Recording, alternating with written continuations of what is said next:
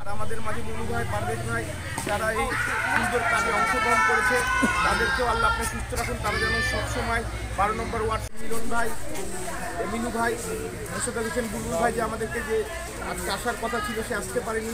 দেশ মাতা আপসীর নেত্রী ম্যাডাম খালেদা জিয়ার রোগ মুক্তি ও সুস্থতার কামনার জন্য আমরা আল্লাহর কাছে আবেদন করছি, আল্লাহ আপনি আমাদের নেত্রীকে তাড়াতাড়ি সুস্থ করে দিন। আমাদের